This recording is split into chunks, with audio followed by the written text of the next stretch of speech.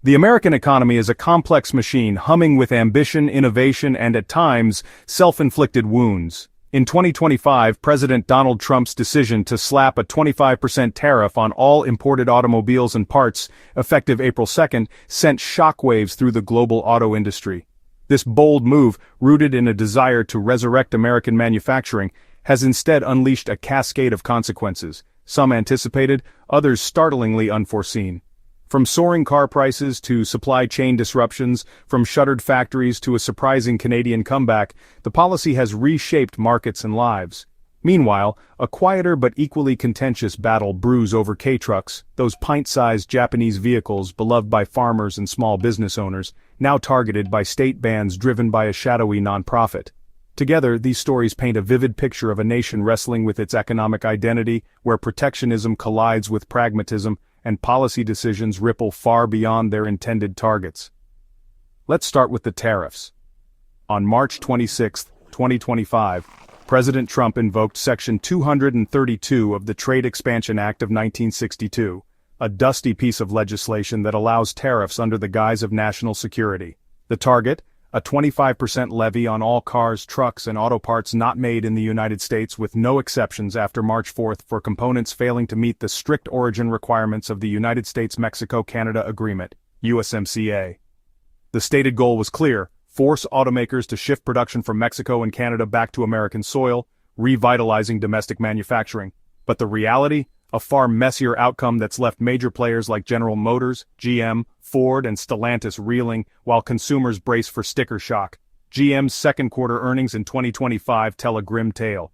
The auto giant reported a core profit of just $3 billion, a staggering 32 to 35% drop from the previous year. Of that, $1.1 billion in losses was directly tied to the tariffs. Revenue slipped nearly 2% to $47 billion, and analysts estimate GM could face a $4 to $5 billion hit for the full year. Stellantis, the parent of Chrysler, wasn't spared either, posting a €300 million loss in the first half of 2025, compounded by production disruptions across the US and Canada. Ford too felt the squeeze, with the big three collectively staring down potential industry-wide losses exceeding $18 billion. The math is brutal.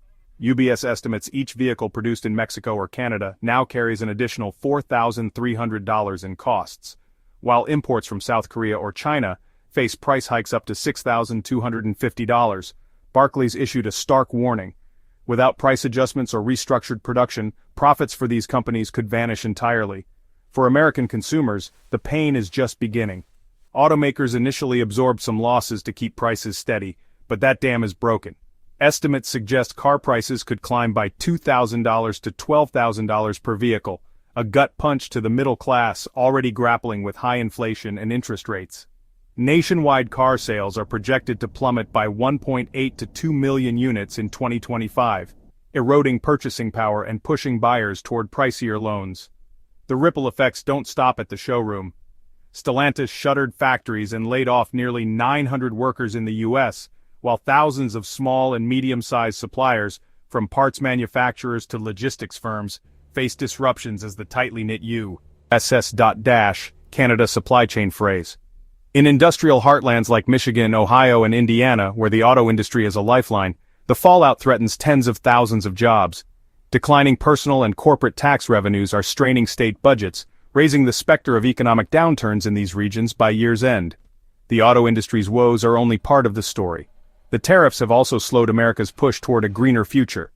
Electric vehicle, EV production, already a delicate dance of global supply chains, is stalling. GM and Ford have delayed EV expansion plans, particularly those reliant on Asian parts now subject to tariffs. At a time when the world is racing to combat climate change, this policy risks leaving the U.S. stuck in the slow lane, undermining the momentum of the green transition. Across the border, Canada faced its own reckoning but turned crisis into opportunity with remarkable agility. Ontario, a hub of auto manufacturing, bore the brunt of the U.S. tariffs. Yet, Ottawa didn't sit idly by. Canada retaliated with a 25% tariff on U.S. automobiles and parts failing USMCA standards, alongside levies on American steel and aluminum. To rally its citizens, the government launched the Buy Canadian campaign, which struck a chord. Over 90% of Canadians backed it, a rare display of national unity. The results were striking. In Q2 2025, Canada's exports to the U.S. dropped to 70.1% of total trade, down from 75.6% in 2024 and 78% in 2022, the lowest in over a decade. Meanwhile, exports to the European Union surged by 11.3%, with Germany and France leading the charge, thanks to the Canada-European Union Comprehensive Economic and Trade Agreement, CETA. Asia too became a growing market, with exports to Japan and South Korea rising 9.8% via the Comprehensive and Progressive Agreement for Trans-Pacific Partnership, CPTPP. India saw a 16.5% spike in Canadian wheat, potash, and industrial equipment. The auto sector in particular showcased Canada's adaptability. The share of auto parts supplied by Canadian companies jumped from 48% in 2022 to 58% in the first half of 2025, fueled by tax incentives and public investment. Over 5,000 small and medium-sized businesses pivoted to domestic supply chains, reducing reliance on U.S. and Asian imports.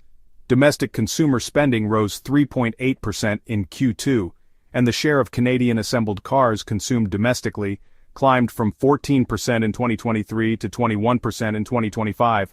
Canada's economy, while not immune to global inflation, has found a buffer in this shift toward self-reliance. The trade war escalated further with another bold move: Canada's threat to curb softwood lumber exports to the U.S. in retaliation for Trump's tariffs. This isn't a minor skirmish. Canada supplies 25 to 30% of America's softwood lumber, critical for home building and construction. In 2023, the U.S. imported 28.1 million cubic meters of Canadian lumber, valued at $58 billion annually. Canadian lumber is cheaper, thanks to efficient forest management and lower production costs, with prices ranging from $330 to $1,500 per thousand board feet, (MBF), in 2024, compared to $400 per MBF for U.S.-produced lumber. But Trump's 20% tariff on Canadian lumber, with potential increases to 27% by year's end, has upended this dynamic. The National Association of Home Builders warns that lumber accounts for 35% of a new home's construction costs. With tariffs driving up prices by 15 to 25%, building a new home could cost an extra $5,000 to $8,000, or even $20,000 to $30,000 in 2025. Canada's response was swift and strategic.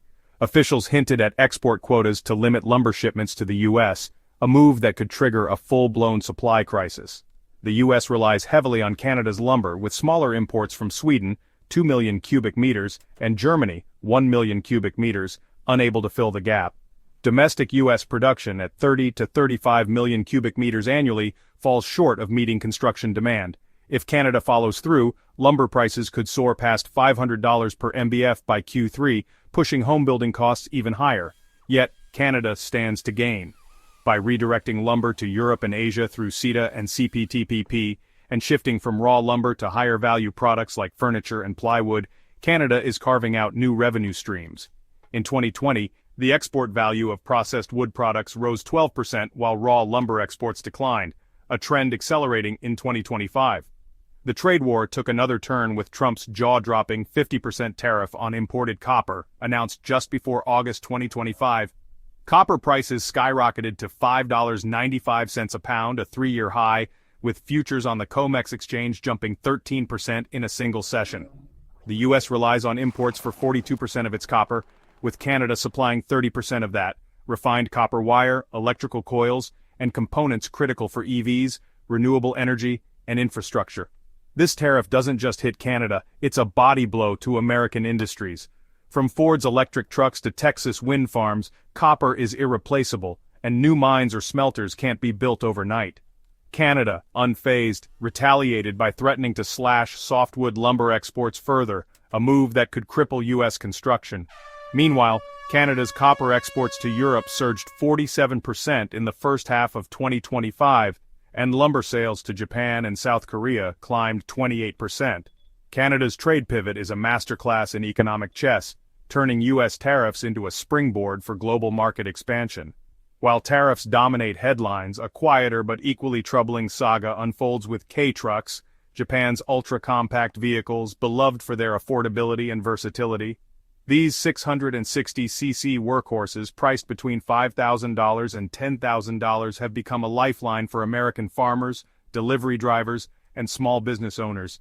Imported under the 1988 Imported Vehicle Safety Compliance Act's 25-year rule, which allows vehicles over 25 years old to bypass U.S. safety and emissions standards, K-trucks offer a practical alternative to $70,000 pickups.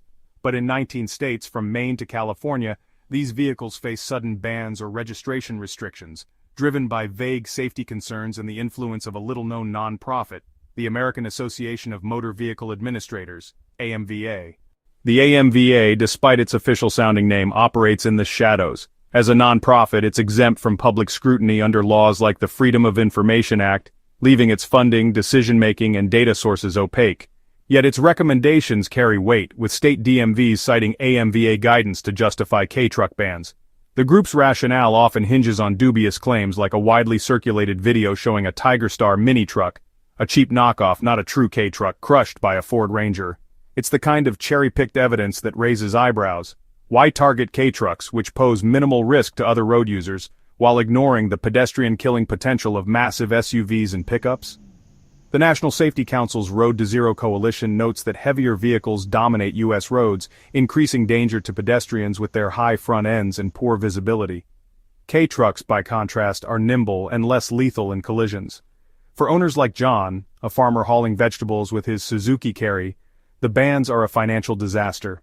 Forced to choose between pushing a cart or taking out a loan for an expensive pickup, small business owners and farmers see their margins evaporate. The U.S. car market, increasingly dominated by pricey SUVs and trucks, offers no affordable alternatives. Maine has gone so far as to revoke existing K-truck registrations, while other states cite vague federal safety standard violations, despite the 25-year rule's clear legality. The K-truck community isn't taking it lying down. In Colorado, enthusiasts successfully overturned a ban in December 2024, and Massachusetts owners won a similar victory earlier that year. These grassroots efforts highlight a broader fight, not just for tiny trucks, but for transparency and fairness in policymaking. The AMVA's outsized influence raises troubling questions. Who funds them? Why do state agencies defer to a nonprofit's recommendations?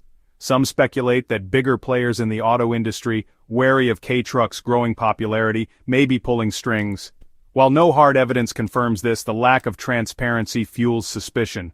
If safety is the concern, why not address the real culprits, those hulking SUVs that dominate roads and driveways? Banning K-trucks doesn't just limit consumer choice, it undermines the economic stability of those who rely on these vehicles for their livelihoods. Together, these stories of tariffs and truck bans reveal a nation at a crossroads. Trump's protectionist gambit aimed to bolster American industry but has instead strained consumers, disrupted supply chains, and handed Canada a golden opportunity to diversify its trade. The K-truck saga, meanwhile, exposes the murky interplay between policy, private influence, and public impact. Both underscore a deeper truth. Economic decisions, however well-intentioned, can ripple in unpredictable ways, reshaping markets, communities, and lives.